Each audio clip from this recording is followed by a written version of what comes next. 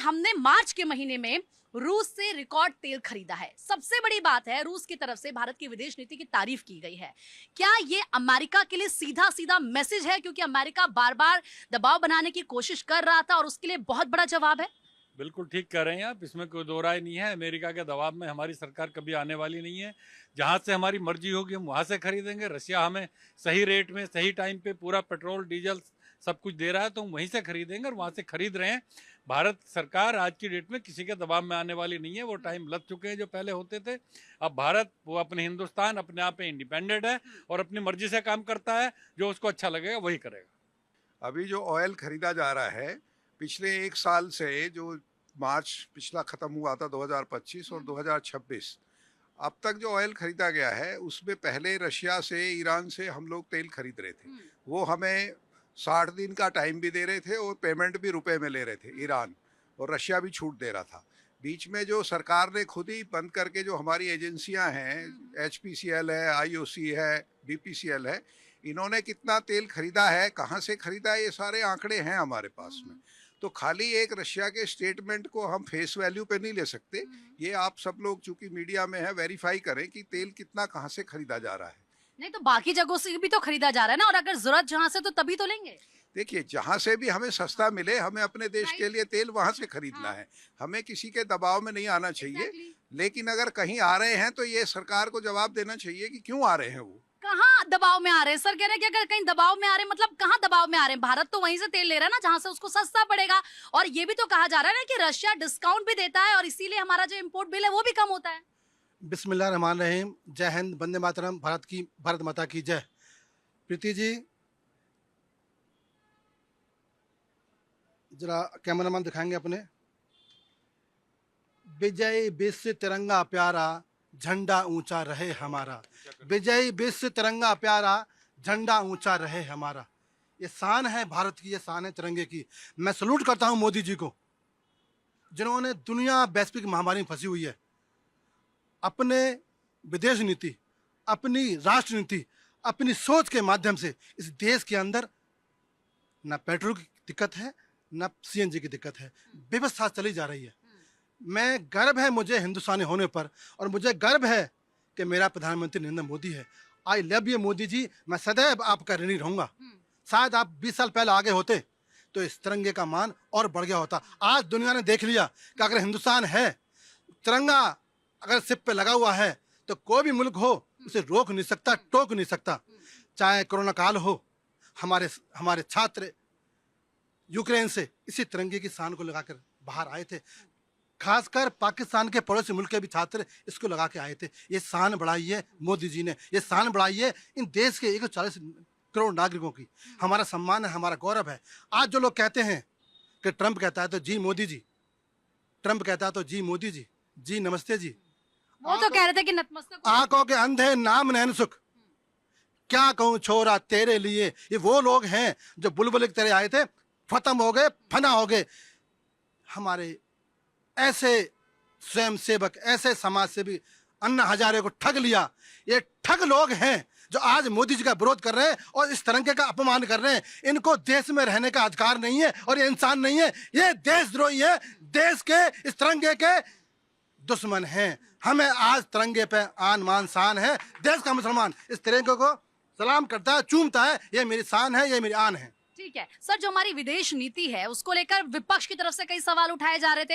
ये कहा जा रहा था कि भाई इंडिया का स्टैंड क्या है। हमने कहा कि हम किसी के साथ नहीं, हमें अमेरिका से भी दोस्ती रखनी है, हमें रशिया से भी दोस्ती रखनी है, इजराइल से भी रखनी है और ईरान से भी रखनी है। उसी का नतीजा है कि अगर हमें कुछ चाहिए, हमें तेल चाहिए, ईरान हमारे शिप को आने देता, हमारे यहाँ तेल आ रहा है। जब हम इतने क्राइसिस देख रहे हैं तो ये क्यों नहीं विपक्ष को नजर आता है?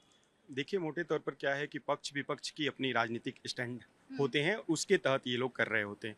आज जिस मुद्दे पर हम चर्चा कर रहे हैं उसमें मैं बता देना चाहता हूं कि 1.6 मिलियन कच्चे बैरल तेल हमने रूस से आयात किया है। और मोटे तौर पर है क्या कि पिछले दिनों जो ये ईरान से अमेरिका और इजराइल का युद्ध के कारण ये जो परिस्थितियां बनी हैं, इसमें आपको सबसे पहले ये समझना चाहिए, कोई भी नेशनल पार्टी हो, कोई भी लोकल पार्टी हो, कि भारत की सामरिक नीति में सरकार किसी की भी रहे बहुत बदलाव नहीं होता है। भारत एक गुटनिरपेक्ष तरीके से सोचने वाला देश रहा है, कभी किसी से बहुत अतिवादी तरीके से संबंध नहीं रखता है। विपक्ष का काम है अपने तरीके से, वो लोग कई बार राजनीति करने के लिए आलोचना कर रहे होते हैं। मुझे लगता है कि इस घटनाक्रम का पूरा विश्लेषण करें तो हम कल 4 अप्रैल को 30 दिन होने जा रहा है, और इसमें हमने इतना तेल खरीदा है जिसका परसेंटेज में अगर आप देख रही हैं, और आपने कहा कि 90% है, और हमने घाना, कोबा और तमाम अन्य देशों से भी हम कोशिश कर रहे हैं। तो स्टेट ऑफ हॉर्मुज के ये जो परिस्थिति बनी है, वहाँ से रास्ते में आने में भी कोई दिक्कत हमारे लिए नहीं हो रही है। तो मुझे लगता है कि इस ऐसे मुद्दों पर जब सामरिक नीति की बात हो, वैश्विक मुद्दे हों, तो मुझे लगता है कि पूरे देश को एक साथ होकर के बातचीत करना चाहिए। आलोचना करने के लिए सरकार, मैं इस सरकार को कह रहा हूं कि इस सरकार के 1000 काम हैं जिसकी आलोचना करके आप सत्ता के केंद्र में आ सकते हैं, लेकिन इन मुद्दों पर आलोचना करने के लिए आलोचना नहीं करना चाहिए। और आज का भारत की विपक्षी पार्टियों ने यह स्वर खो दिया है। वो जेन्युइन मुद्दों पर नहीं जाते हैं, वो जनता के बीच नहीं जाते हैं, वो तमाम उन सवालों को जहां जायज तरीके से उठाना चाहिए उनको न उठा करके आलोचना करने के लिए आलोचना करते हैं। ये स्वर छोड़ना चाहिए। मतलब विरोध करने के लिए विरोध करते हैं मैम, क्योंकि देखिए हम बात करें रूस की, हम बात करें इवन ईरान की जो इस जंग में शामिल है, वो भी भारत की तारीफ करता है, वो कहता है हमारे रिश्ते अच्छे हैं। तो ये नहीं दिखाई देता है क्या विपक्ष को, अगर वो सवाल करते हैं हमारी विदेश नीति को लेकर, आप इसे कैसे दें? नहीं, देखिए भारत अपनी तरह से काम करता है, और विदेश नीति में सरकार जिस तरह से हम लोगों को फायदा आता है, हम मतलब भाई भी जो मोदी जी को अपशब्द बोलते रहते हैं, और विपक्षी पार्टियां जो इकट्ठे होकर दिन भर मोदी जी की बुराई करने के अलावा जिन्हें कोई काम नहीं है। इतना काम अगर आपने जनता के हितों के लिए किया होता ना, तो शायद आपका कुछ और रूप होता। पर कोई बात नहीं, हमारे ही भाई हैं, हम किसी भाई को अपने देशद्रोही नहीं कहना चाहते, मुझे अच्छा नहीं लगता। हम बल्कि उन्हें देश की मुख्य धारा में लाना चाहते हैं, और उनकी आंखें खोलना चाहते हैं कि अगर पेट्रोल रशिया से लिया जा रहा है तो आपको गौरवान्वित महसूस करनी चाहिए, और मोदी जी जैसी 56 इंच की छाती कर लेनी चाहिए कि हम किसी के गुलाम नहीं है। हमारी जनता को, हमारे भारत को जहां से फायदा पहुंचेगा, जिस तरह से फायदा पहुंचेगा, हम वो नीति पर जाएंगे। हम तो किसी से डरते नहीं। अब उल्टा 56 इंच का चौड़ा सीना हमारे प्रधानमंत्री का, और आप देख रहे हैं हमारे सब भाइयों का कैसे खड़े हैं सब रौब से। ये लाइन हमारी जय मोदी जी लगाने वालों की है, जो इन्हें गैस एजेंसी के बाहर दिखाई दे रही है। जनता खुश है, जनता के हितों के लिए काम हो रहा है। विपक्ष सिर्फ इतनी सी जनता की नब्ज नहीं पकड़ पा रहा, इसीलिए बेहाल है बेचारा, और यहाँ रोता घूम रहा है। आप पे सीधा सीधा हमला हो कर रहे थे सर, मैं आऊंगी। सर आप कैसे देख रहे हैं इस पूरी सिचुएशन को? सबसे बड़ी बात है कि जब हम देख रहे हैं कि इतनी संकट की घड़ी है, पाकिस्तान के हालात देख लीजिए, श्रीलंका के हालात देख लीजिए, दूसरी तरफ इंडिया की अगर हम सिचुएशन देखें, कंट्रोल में है, हमारी तो आबादी भी बहुत ज्यादा है ना, हर एक चीज को देखेंगे आप। देखिए, हम पाकिस्तान और श्रीलंका का क्यों देखते हैं? हाँ। हम डेवलप कंट्रियों को देखें। ठीक है। यूरोप देखिए, उनकी हालत क्या है। और ये जो लोग बार बार ट्रम्प की बात करते हैं ना, ट्रम्प को नाटो के देश जो है वो भी अभी सीरियस नहीं लेते, उनके अपने देश के नागरिक, इसलिए इनको ज्यादा सोचने की जरूरत नहीं है। भारत अपने तरीके, और भारत क्या है, पहले 20 देशों से तेल लेता था, आज 40 से ज्यादा ले रहा है। क्यों ले रहा है? ये जो जंग है, ये जो लड़ाई है, ये कब रुकेगी किसी को पता है क्या? भारत बहुत लंबे टाइम तक का जो अपनी पूरी प्लानिंग करके चल रहा है, और आप ये देखिए कि सभी देशों में 50% से ज्यादा तक प्राइसेस बढ़ गए। लोगों ने लॉकडाउन कर दिया, वर्क फ्रॉम होम कर दिया। यहाँ बढ़ा है क्या? यहाँ सारा जो बर्डन है, कितना बर्डन आप ये देखिए सरकार के ऊपर आ रहा है, जो कि पेट्रोल प्राइसेस नहीं बढ़ा रहे। बढ़ाया है तो सिर्फ कमर्शियल एलपीजी, ताकि वो कमर्शियल है, जनता को तो कोई परेशानी नहीं होने। तो एक लंबी सोच के लिए, और रोज मीटिंग हो रही है सरकार के हर लेवल पर भी। अभी भी 7 कमेटीज बनाई हैं सरकार ने कि भाई अलग अलग सेक्टर में क्या फर्क पड़ रहा है इस वार के कारण, ताकि उस सेक्टर को हम क्या बेनिफिट दे सकते हैं, क्या सपोर्ट दे सकते हैं फाइनेंशियली और मोरली। तो 7 कमेटीज कोई कम नहीं है जो इस पर काम कर रही हैं। तो लंबी दूरी की सोच रखती हुई सरकार जो है वो उसके ऊपर काम कर रही है, ताकि देश को और देश के लोगों को कोई समस्या ना आए। ठीक है, आपने तो पहले भी विदेश नीति को देखा और आज भी आप देख रहे हैं, आप कहां पर भारत का स्टैंड देखते हैं? और जब बाकी देश भारत की तारीफ करते हैं तो वाकई क्या गौरवान्वित होने वाली बात ये नहीं है, या फिर इसमें भी आलोचना करनी चाहिए? देखिए, इसके पहले भी और कई सरकारें नहीं, उसमें बग्घी में और साइकिल से लोग गए हैं, सांसद गए, प्रधानमंत्री बग्घी से गई थी। तो उस समय, और यही नहीं, 1-2 घंटे के लिए पेट्रोल पंप खुलता था, जबकि तेल की इतनी प्रॉब्लम नहीं थी। राइट। तेल की, और हमारे संबंध ऐसे नहीं थे विदेश में कि हम तुरंत ही सॉल्व कर सकें। दूसरी आपको बता रहे हैं कि परमिशन भारत ने नहीं ली, भारत ने कटोरा लेके भीख नहीं मांगी कि हमको परमिशन दे दो, अमेरिका ने खुद दी है। बांग्लादेश लगातार लिख रहा है, श्रीलंका लगातार लिख रहा है, उनको परमिशन नहीं हुई, पाकिस्तान को परमिशन नहीं हुई, और उन्होंने खुद 30 दिन का टाइम दिया। इसके पहले आपको बता दें, अक्टूबर में जब इन्होंने बैन लगाया, नवंबर में, तब से रशिया से हम लगातार तेल ले रहे हैं। दूसरी आपको बता रहे हैं, भारत सुन लीजिए, श्रीलंका को तेल दे रहा है, 38,000 टन ईंधन दिया है, और बांग्लादेश को 27,000 टन ईंधन दिया है। बांग्लादेश को, यही नहीं, नेपाल को दे रहे हैं, भूटान को दे रहे हैं, मालदीव को दे रहे हैं। और तेल हमारे पास, हमारे नाइजर से हो गया है, नाइजर, नाइजीरिया, कांगो और अंगोला, करीब 10, और बेंजुला से भी मिल रहा, अमेरिका भी अभी दे रहा है। इतनी अच्छी वो नीति हो गई, हमने कोई भीख नहीं मांगी, और कंट्रियों को अमेरिका ने नहीं दिया है, उसने मना कर दिया, ओए रसिया से मत लेना। हमको रसिया पहले दे रहा था, स्पष्ट है कि हमारी स्वतंत्र नीति रही। अमेरिका ने कहा था तुम ये टेक्नोलॉजी उसकी नहीं लोगे, डिफेंस किया, भारत ने ली उनको कर। कुल मिला के भारत झुका नहीं है, ऐसे उसमें बात नहीं कहनी चाहिए, विपक्षियों को साथ देना चाहिए, पहले यही रहा, इससे ये अपनी ही कब्र खोद रहा है विपक्ष। विपक्ष इससे अपनी ही कब्र खोद रहा है। सर मैं आपके पास आ रही हूँ। सर एक बात बताइए, ये बात तो सही है ना, आप विदेश नीति को लेकर सवाल खड़े कर देते हैं, आप सोचते हैं कि मोदी जी को घेर लें तो इससे कहीं ना कहीं एक मैसेज जाएगा, लेकिन आप उस ट्रम्प पर कैसे भरोसा कर सकते हैं जो सुबह कुछ और बयान देते हैं, रात को पलट देते हैं, वो तो यू टर्न ले लेते हैं, मतलब आपको उन पर ज्यादा भरोसा है? बिल्कुल भी नहीं है। हमें भारत की जो ऊर्जा सुरक्षा है उसके लिए ये लगातार आगे भी संघर्ष चलते रहेंगे। तो हमें अपने देश की जो उत्पादन है ONGC के माध्यम से सरकार को तुरंत कदम उठाने चाहिए ताकि कम से कम इंपोर्ट करना पड़े हमारे। दूसरा, हमारा जो कंजम्पशन है, ऑल्टरनेट जो हमारे फ्यूल्स हैं, जैसे एथनॉल मिलाने का, ब्लेंडिंग का, सरकार अभी 10% पे पहुंची है, 20% तक हम जा सकते हैं, तो उनको कदम उठाने चाहिए ताकि हमें आयात कम से कम करना पड़े, हमारी जो आत्मनिर्भर बने हम अपने फ्यूल में।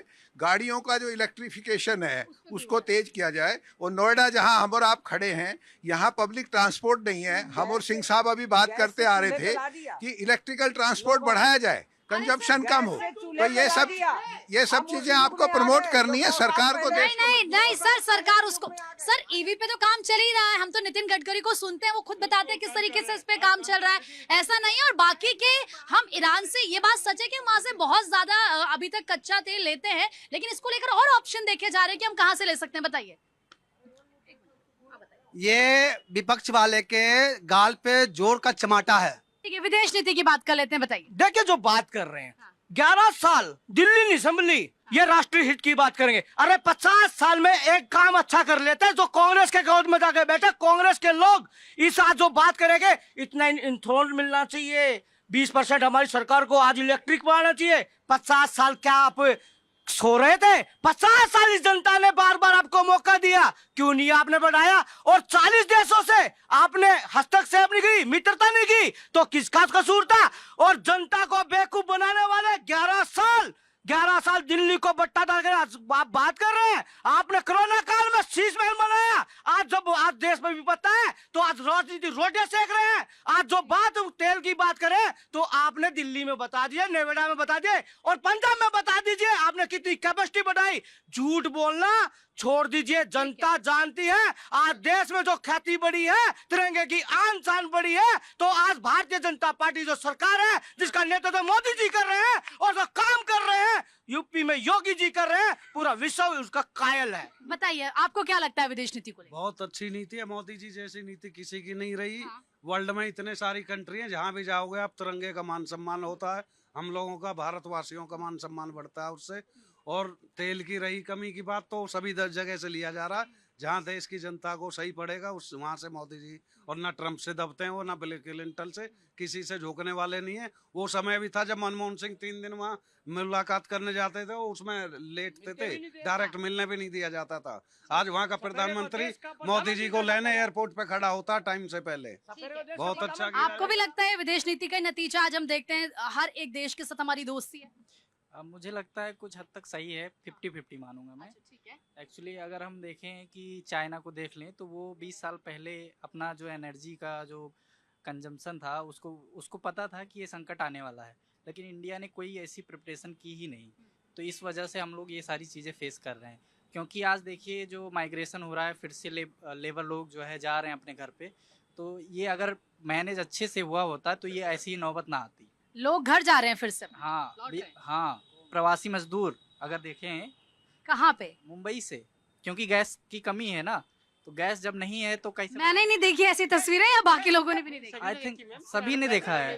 अगर देखिए हाँ, उसने क्या है कि सिलेंडर के अवैध कनेक्शन लिए थे, जो उसको परेशानी हुई है, इसमें कोई कोताही नहीं है। सरकार उस पर संज्ञान ले रही है, लेकिन अफवाह से बचना है। आपके चैनल के माध्यम से जनता से मैं भी हाथ जोड़ के अपील करूंगा, आप सरकार के साथ खड़े हुए, आप थोड़ा संयम बरते, और जो प्रवासी भारतीय प्रवास कर रहे हैं वो थोड़ा ठहराव रखे, थोड़ा संज्ञान रखे, संयम रखे। आपको कोरोना काल में भी राहत दी तो सरकार आपके साथ खड़ी है, मजदूरों के साथ खड़ी है। लेकिन ये विपक्ष जो घड़ियालू आंसू बहा रहा है, 50 सालों का अपना काल देख लीजिए, आज कोरोना काल में आपको कितनी सुविधा दी ऑटो वालों। ठीक है ठीक है ठीक है, मैं आ रही हूँ। लेकिन सर वैसे ये बात तो कांग्रेस से सवाल पूछा जाना था, कांग्रेस की तरफ से कोई यहाँ पर नहीं है, लेकिन देखिए उन्होंने दिल्ली को लेकर भी आप पर सवाल जी उठाए। बात एकदम सही कहा सबने कि मोदी जी का विदेश नीति पर डंका बज रहा है। विपक्ष की प्रॉब्लम क्या है? इनको ये जो जनता खड़ी है ना, इससे कोई लेना देना नहीं है।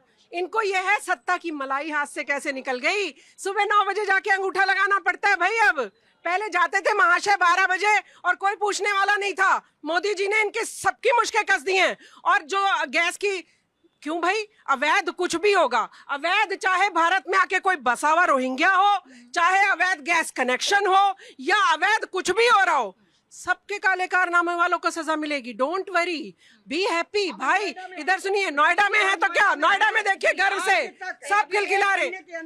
नोएडा के अंदर 17,000 फैक्ट्रियों में ताला लग चुका है भाई जो बिल्कुल गलत, बिल्कुल गलत। रिपोर्ट है 17,000, 1,20,000 फैक्ट्रियों, 1,20,000 फैक्ट्रियों में से भारत में अराजकता फैलाना चाहते हैं प्रीति जी।